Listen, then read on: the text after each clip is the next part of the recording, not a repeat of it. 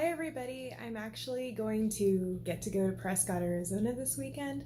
We're mainly going to be visiting my great aunt, but I'm super excited to be heading back to the high desert where there's forest and actual lots of trees, unlike here in Las Vegas, which I love Las Vegas, but I miss that sometimes. I miss being able to go. One of the first things that we do when we leave Las Vegas to go to Prescott, Arizona, again, I tend to go because we have family there, and also I'm attending college there remotely, is we like to stop in Kingman, Arizona. And you're probably going, Kelly, why Kingman? Why not Kingman? It is a great crossroads. It has quite a few different museums, actually, and it is actually also in my dad's hometown. So we like to stop on Beale Street, which is one of their original main drags, and they also have a classic car show and an art stuff and farmers market, all that kind of fun kitschy stuff they totally have along Beale Street at different times. So you can like reference their city website probably in their Chamber of Commerce and different things to see different businesses or different festivities they have going on. We stop at the Beale Street Brews, which is also a coffee roasting place, because we're not coffee snobs, but we also know that if we're going to part with, $3 or $4 for a fancy coffee, we'd like it to taste amazing. And chain coffee stores don't quite always cut it when it comes to the quality of coffee or espresso, am I right? So Beale Street Brews has a drive-thru. It's open 6 a.m. to 6 p.m. every day. They have this funny poster inside their bathrooms, actually. I took a photo of after I washed my hands. I was like, yes, why a key? And they have a lot of different reasons why on there. So they do have key controlled bathroom access, which, can be nice, especially if you're in like a busy place that's a crossroads. After that, our next stop is usually Ashfork, and I'm going to tell you folks, you either stop in Seligman or you stop in Ashfork, because there is nothing out there, okay? If you need to use the bathroom, those are the places to do it, okay? They have a lot of nice, gas stations, right? Our favorite is Molly's Six Shooters Trading Post. They're in Ashfork. It's a Shell station. And they have a really interesting store. They have an amazing selection of snack foods, and not just snack foods and drinks, but sometimes they also have a sandwich counter that's open. They have pizza, they have hot dogs, nachos, all those different kinds of snack counters. They have those that are open. The sandwich counter, I think, has more limited hours, maybe like during lunchtime and stuff, but it's in there. And they also have a nice gift store. And just really beautiful wares, actually. So I highly recommend that stop if you're on your way to Prescott or you're on your way to Flagstaff or even Sedona. I tend to stop there because they have this dark chocolate version of the Big Cherry, and I can only ever find the milk chocolate version. And being that I'm partially, not completely, but partially lactose intolerant, the milk chocolate always makes my ears turn red. So having the Big Cherry dark chocolate's a real treat, and I always get one from this stop here in Ashfork. So we get to the room, right? So we get to the room and it's raining, right? It's been raining the whole way up there, and off and on, right? Like you saw the lightning earlier, and my dad is having to deal with this. Why are we standing in the corner? Because I'm wiping my shoes off. Because you're wiping your shoes off? Is it wet outside? Yeah. Is it wet outside? Yes, it's wet outside. It's mildly wet. Majorly wet. Did it mayhap start to pour when you were outside? Soda leaked into the bottom of the bag. Oh, ew, what? Oh no. You ruined my travel massage roller. No, I didn't. That's water on there. Okay, good. I was scared. I was like, I don't want a sticky travel massage thing. Dang it. This is a really nice room, actually. I think it's funny they put us in the exact same room as before. All the space. It's really big. He's so big. We didn't give him a good review last time. We did. We did. All the amenities. The sleepy mother. Batwing backpack that made it to the UK and back with me. first night. The next morning, after it was raining all that time, the next morning we woke up, right? We're at that day's inn, and it was just really beautiful out. We were able to they have a continental breakfast there, so they have actual hot foods. It's not just, like muffins and things. I had eggs and sausage, and they have decaf coffee in addition to caffeinated, which is nice because if you're like my dad and you have cardiac conditions, having caffeine all the time is not cool.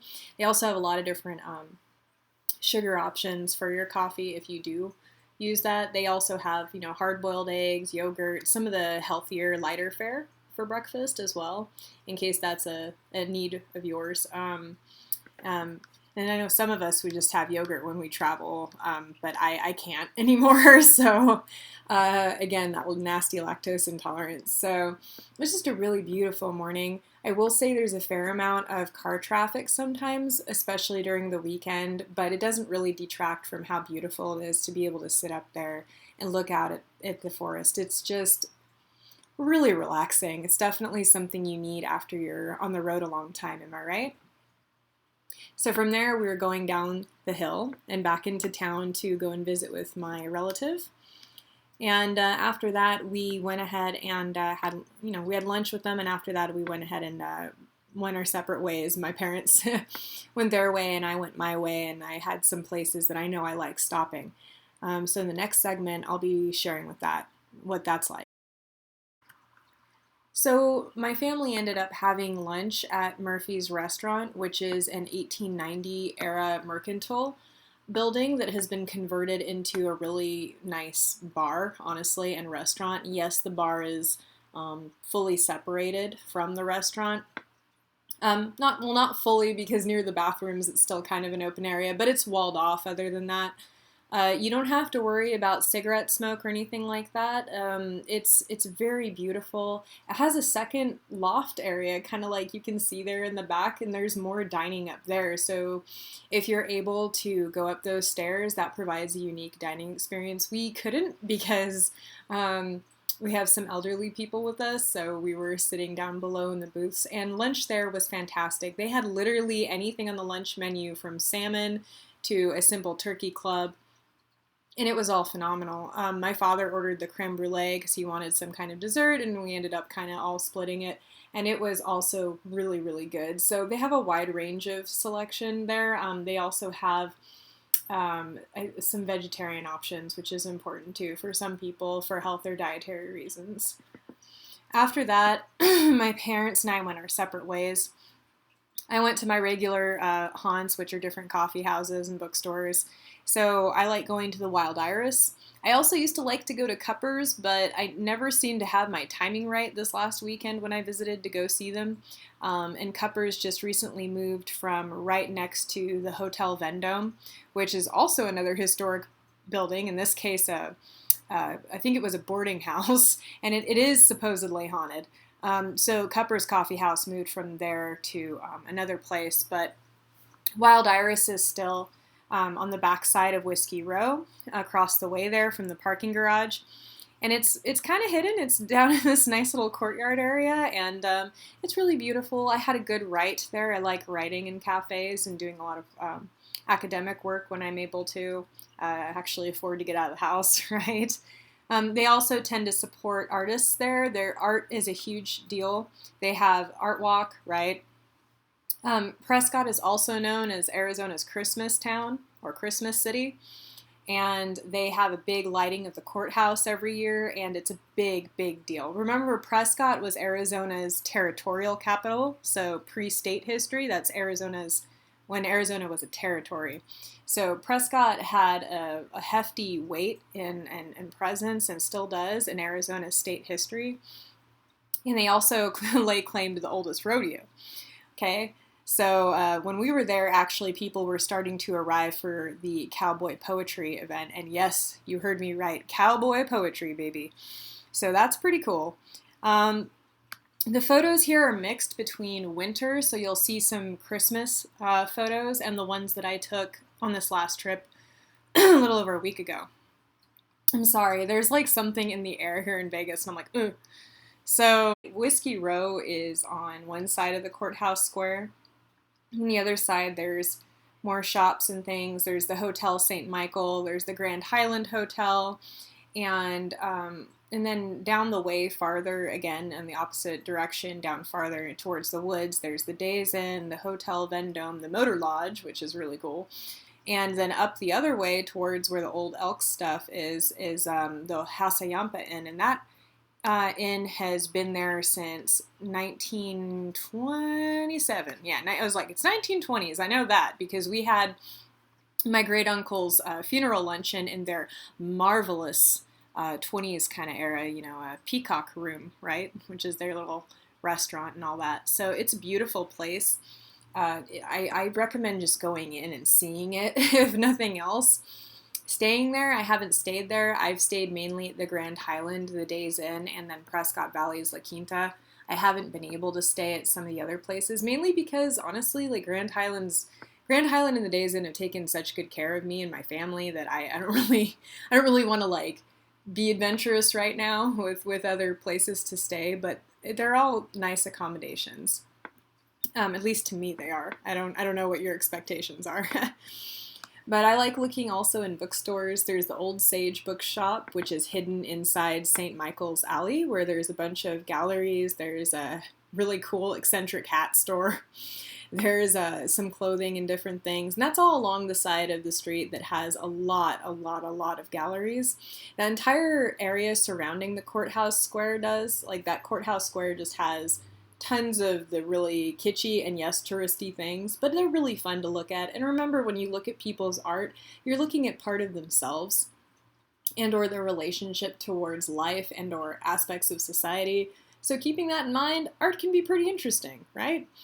So down the way, also on Cortez, there's the Peregrine Book Company, and if you're into like indie bookstores, that's the place.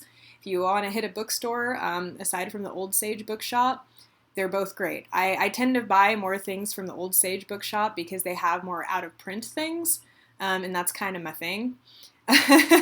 But the Peregrine Book Company is fantastic, and they have some interesting clubs and meetups that happen there and everything. They also have a really good comic book section, which I really appreciate. That's pretty cool.